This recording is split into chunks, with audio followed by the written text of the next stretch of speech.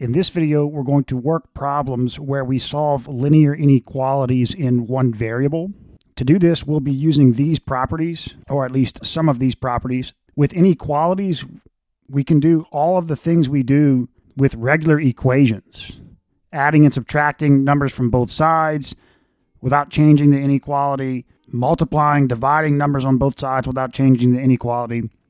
The only exception is 6 here, property 6, where if we're going to multiply or divide the same number on both sides, if that number happens to be a negative number, then we need to flip the inequality. And this applies to any kind of inequality, greater than, less than, greater than, equal to, or just greater than or less than. All right, so let's get started. So again, we just solve for x in the exact same way that we do with a regular equation. So let's add 5 to both sides. And we just leave this inequality just like it is. 17 plus 5 is, the only difference is if we're dividing or multiplying both sides by a negative number like we need to do here, then we have to flip the inequality. Okay, now that's the answer. And so think about what this answer is saying. If you plug in any x that's less than negative 11, any x, negative 100,000, negative 1,000,000, this inequality will be satisfied. Okay, so just like a regular linear equation in one variable, let's multiply by the least common denominator to clear the fractions. So we'll multiply by 3. Now we're multiplying both sides by 3, a positive number, so we don't have to change, we don't have to flip this. Just leave it as it is. So minus 9.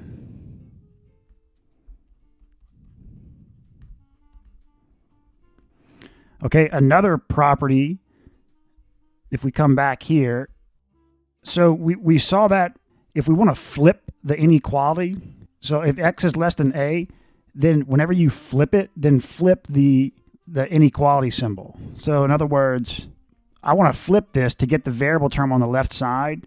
So when we flip it, just flip the inequality symbol as well, which makes sense because like if you have 3 is less than 5, well then if you want to flip it, 5 is greater than 3, right? So now let's subtract 3 from both sides. Now let's divide both sides by minus 4. And since we're dividing by a negative number, we're going to flip the inequality.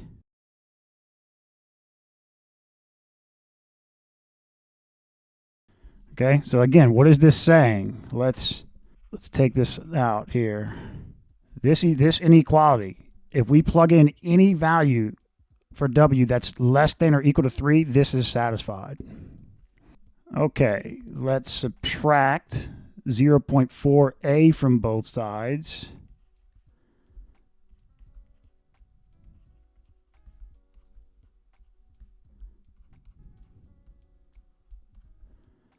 Okay, now let's add 1.2 to both sides.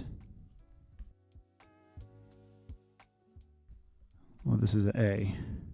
And again, adding or subtracting from something from both sides, it has nothing to do with the inequality symbol. We don't change anything. It's just multiplying or dividing both sides by a negative number.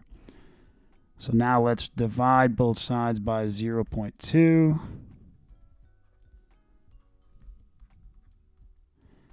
(1.7) divided by 0.2. So that's 17 divided by 2.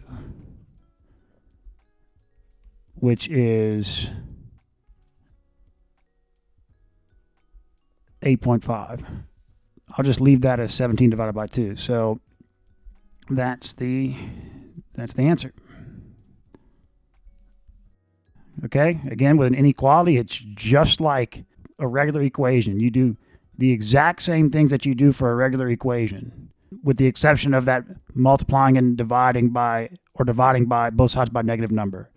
But then there's also the case for the absolute value inequalities, which we're going to have another video solving those, where you just have to use the rules for absolute value inequalities to solve it.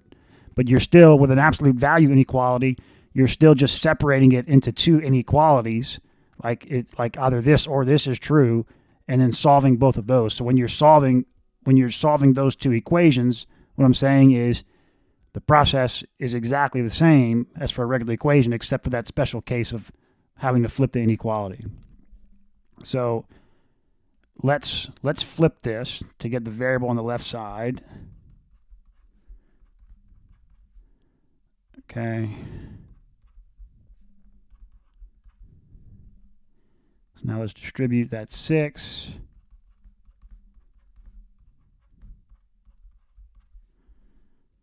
Okay.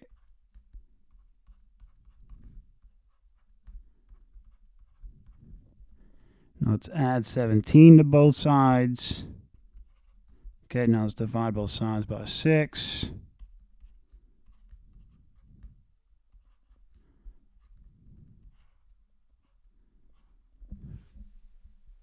Okay. All right, let's clear the fractions. We'll multiply by both sides by 10. So we've got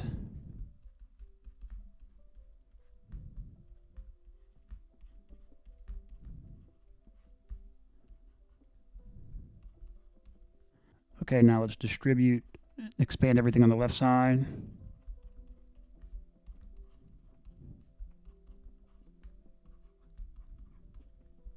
All right, so we've got 26 plus 3x is less than x.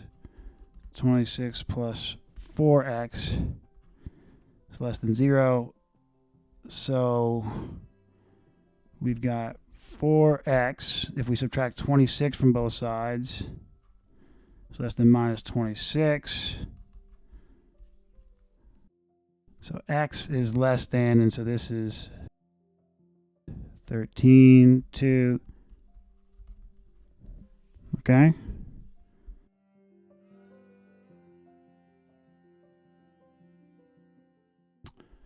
Let's get rid of these fractions. So we'll multiply by everything by 6.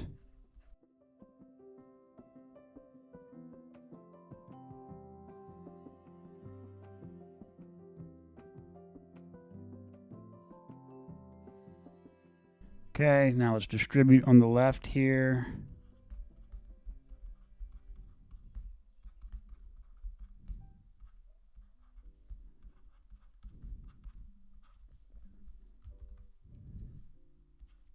Okay, 2 minus 5 is minus 3. 8 plus 15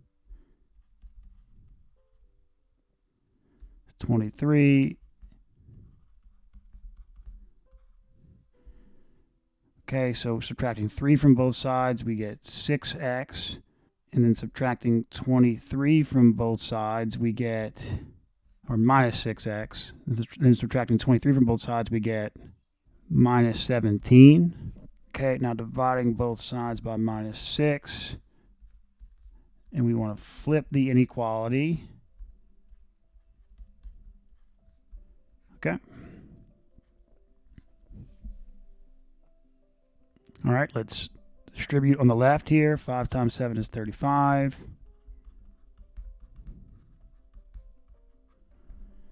Okay, 6x minus 9x is minus 3x.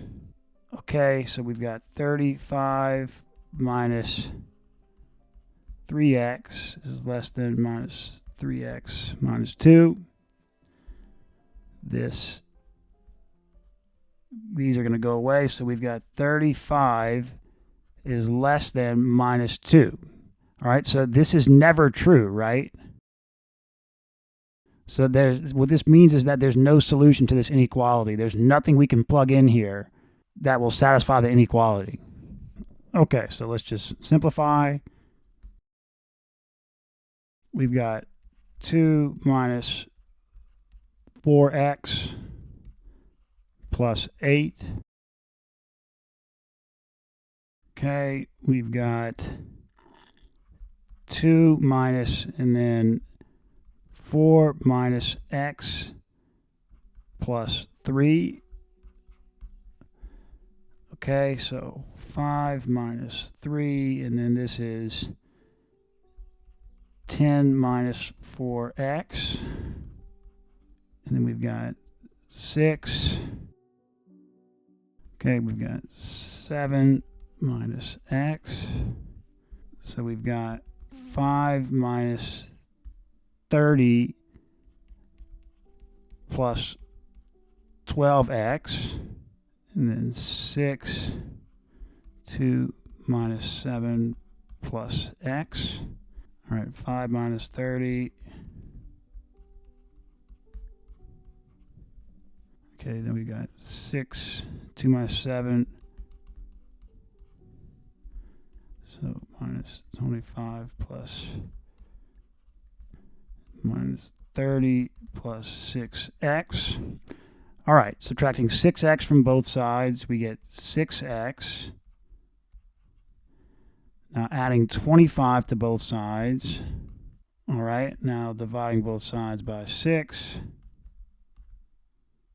We don't have to flip the inequality.